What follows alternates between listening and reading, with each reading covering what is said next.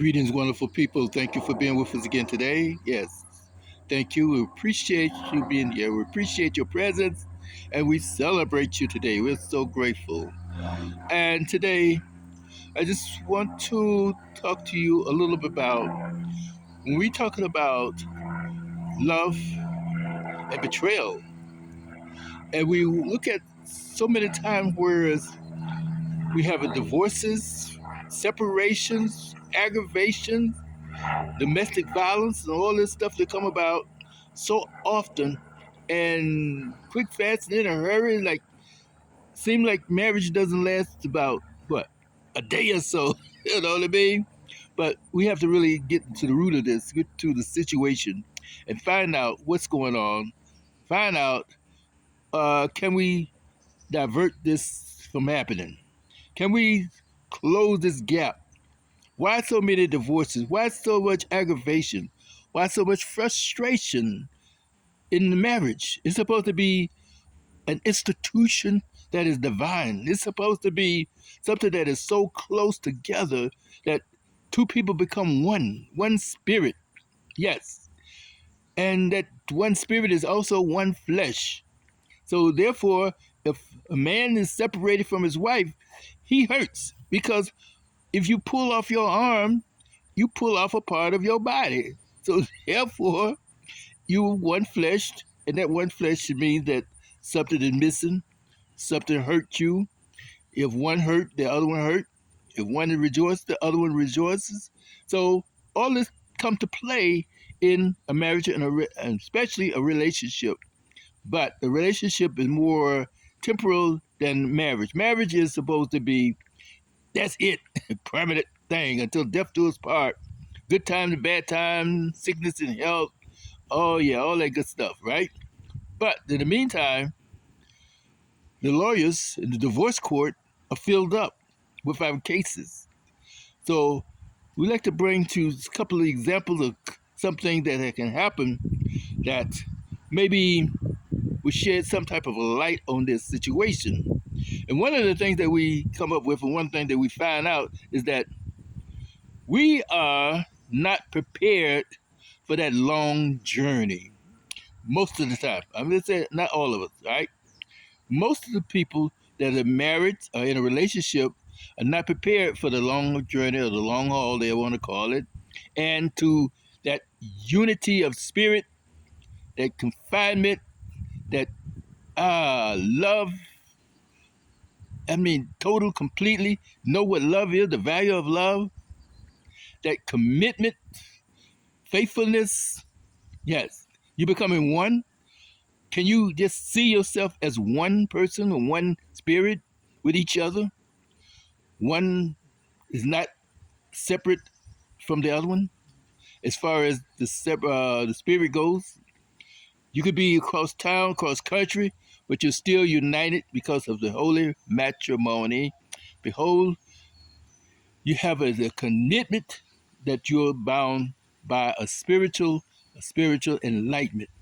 So what we say now is that we do believe that most couples are not prepared for the journey, especially in this day and age. In the older day, we keep talking about the old school, the old days, and the old bad. Well, they had flaws, they had problems, issues, and situations that came about, but they made it through. They had a foundation. Not saying that they would love all the time, and they should have been, but a lot of time that it wasn't love. It was just a commitment, and that commitment outweighed our personal agony, our personal thing that happened to us, our personal flaws, personal pain. We stood there and they stood together. And they were there committed.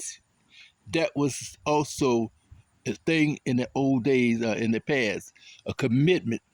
Do we have that commitment today? Are we committed one to another? And that's where we have to really stop and look at and see about our commitment.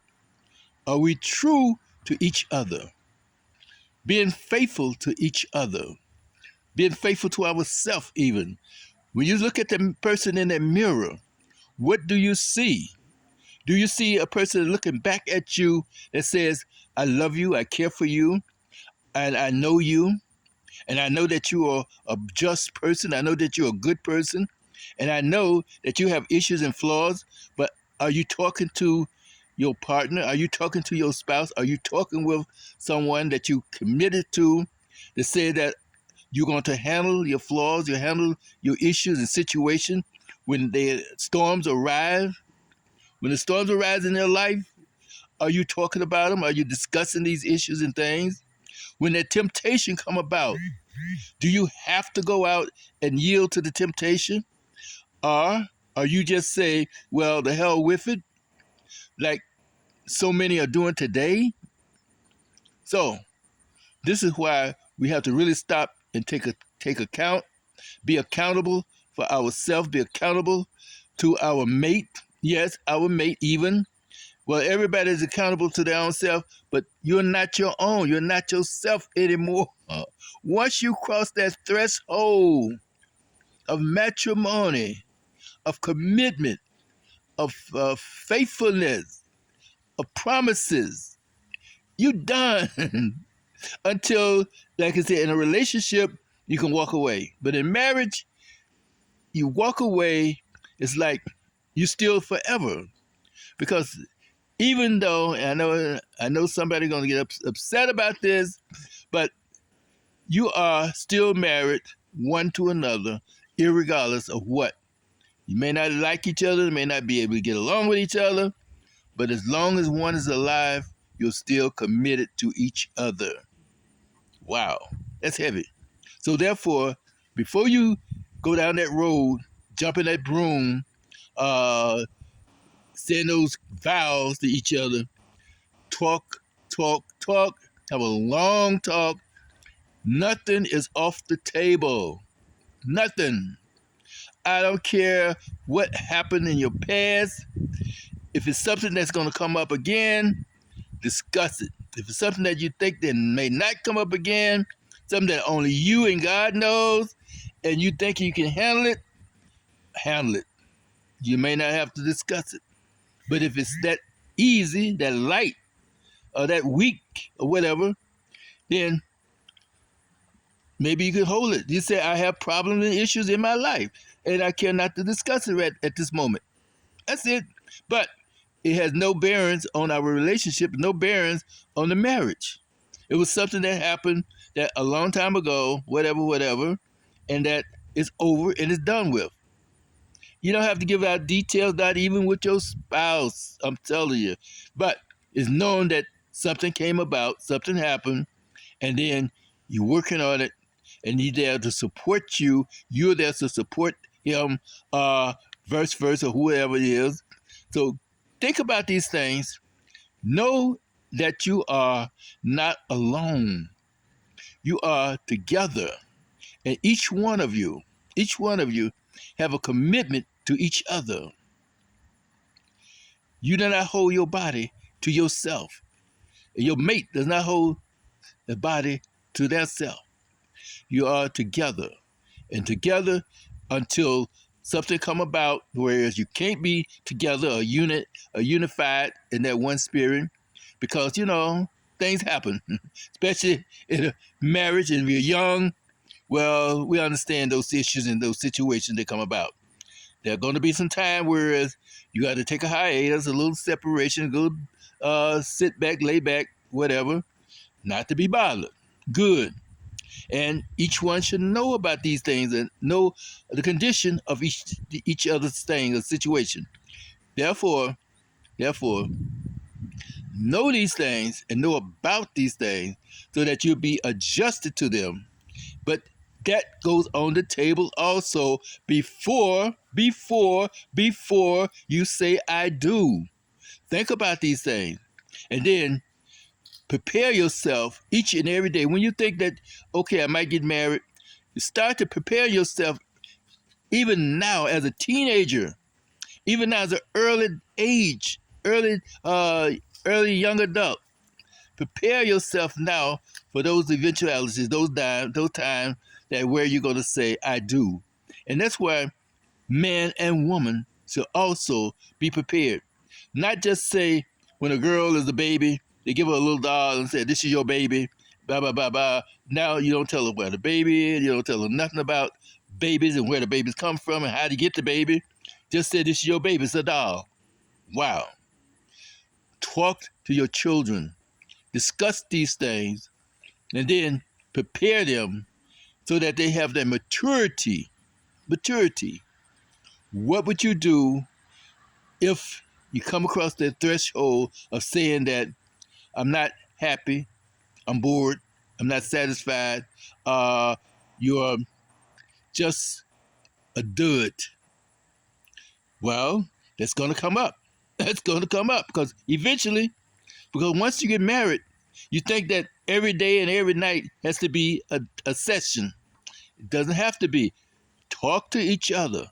Talk to your children that every day and every night is not a session. Live longer. Don't have to worry about, well, you got to get it all now because after a while, when you get about 40 or 50 years old, you could go up to 70 and 80 if necessary. Take care of your body. Take care of yourself. Take care of your mind even. And when that happens, you know where you are. You know where you stand. And then you know how to keep preparing yourself for that place and that time when you say, I do, I do, I do, because I love you. All right now. Hey. So with that in mind, wonderful people, think about it. Share this out. Let somebody know that just because they're going through some hard times right here, right now, even before they marry or even after they marry, let them know that there's going to be some structure. There's going to be some time. But settle down, settle back, and then take a deep breath. Take a deep breath, and then take your time. Be patient with each other. It's not a give and take situation. It is a journey together. Learn to live together. Learn to journey together. Walk side by side. That's it. Okay? So thank you for being with us today. Thank you for reading our book, Love and Betrayal. Okay? Thank you, thank you, thank you, and bless you. And we hope to have some feedback. Send us feedback, please, please, please, and subscribe to my channel. All right? Take care now. Peace, grace, and love to each one of you. Bye now.